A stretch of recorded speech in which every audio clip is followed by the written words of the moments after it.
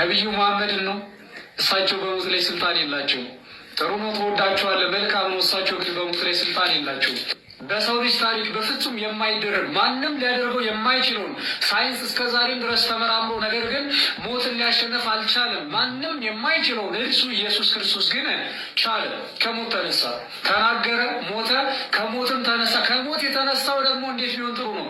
ራሱን አንስቶ አስባችኋል? ሰው ሞቶ ሰላም አለይኩም ወራህመቱላሂ ወበረካቱ። እንዴት ቆያችሁ? መግቢያ ላይ ምስኪኑን የሰንበት ተማሪ የተናገረውን እንደሰማችሁትና እንደታዘባችሁት ነው። ስለ ሳይንስና ስለ ስላሴ እያወራ ነው። በሳይንስ 1 ሲደመር 1 እኩል ይሆናል 2 ሲሆን በስላሴ ደግሞ 1 ሲደመር 1 ሲደመር 1 ሲደመር 1 እኩል ይሆናል 1 ነው። እኩል ይሆናል 3 መሆን ሲገባው ማለት ነው። ሳይንስ ብሎ ማለት ቃሉ የግሪክ ወይም የላቲን ነው ካልተሳሳኩኝ፣ እውነት ማለት ነው። የሰው ልጅ 1 ሲደመር 1 እኩል ይሆናል 2 ባለው ልክ አንድ ነገር ሲረዳና ሲያውቅ ነው ሳይንስ የሚባለው እንጂ ልክ እንደ ስላሴ አቅልህን ስትህ አቅልህን በር ላይ አስቀምጠህ ዝም ብለህ እመነኝ አይነት ነገር አይደለም።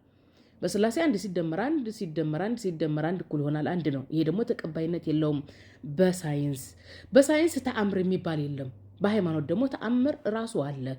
ሃይማኖትና ሳይንስ አንድ የሚሆንበት አንድ የማይሆንበት ነገር አለ። ሃይማኖት ላይ አምላክ ለነቢያት ተአምር ያደርጋል። ይህ ወገናችን ተአምሩ ነው እንግዲህ ሳይንስ እያለ ሲያወራ የነበረው። ሳይንስ እኮ በተአምር አያምንም እኮ። ሳይንስ እኮ ሰውን ሰው ፈጣሪን ፈጣሪ ነው የሚለው። ስላሴ ደግሞ ዶክትሪኑ ኢየሱስ ሰው ነው ይልና እንደገና መልሶ ፈጣሪ ይላል። በሳይንስ የተቀባይነት የለውም። ፈጣሪ ከሆነ ፈጣሪን ለብቻ፣ ሰውን ለብቻ፣ እንስሳን ለብቻ፣ 1 ሲደመር 1ን ለብቻ አድርጎ ነው ሳይንስ የሚቀበለው። ተግባብተናል። እንግዲህ ይህ ምስኪን የሰንበት ተማሪ ያልኩት ለምንድን ነው? ብዙ ጊዜ ቪዲዮ ሲሰራ ሳይንስ ይላል። በዚህ ዘመን ያለው ተተኪ ትውልድ ሳይንስን በጣም ይወዳል። ሁሉም በሚባል ደረጃ 100% ሳይንስን ይቀበላል።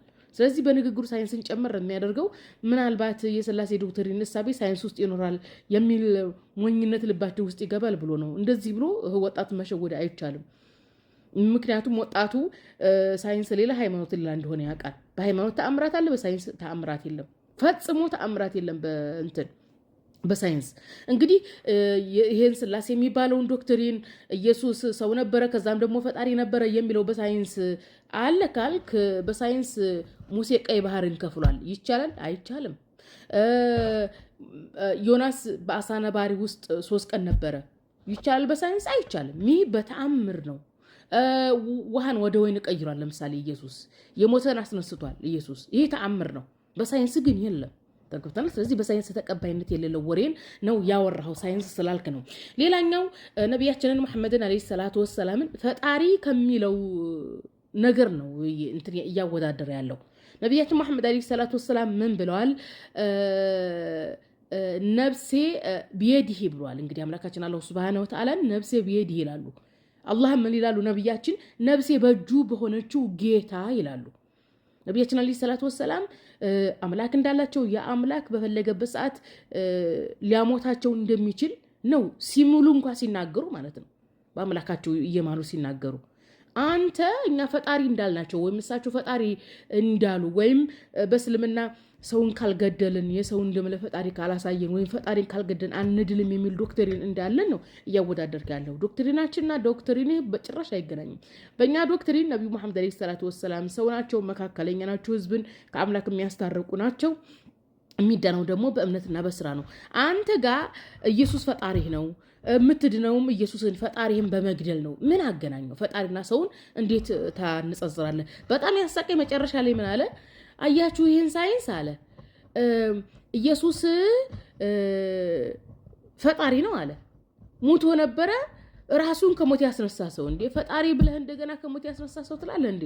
ሲቀጥል መጽሐፍ ቅዱስ ላይ ኢየሱስን ከሞት ያስነሳው የነ አብርሃም አባት ነው ይላል እንጂ ኢየሱስ ራሱን ከሞት አስነሳ የሚል የለም በመጽሐፍ ቅዱስ ላይ። ስለምን ትቀጥፋለህ? እስኪ መረጃ ላሳያችሁ።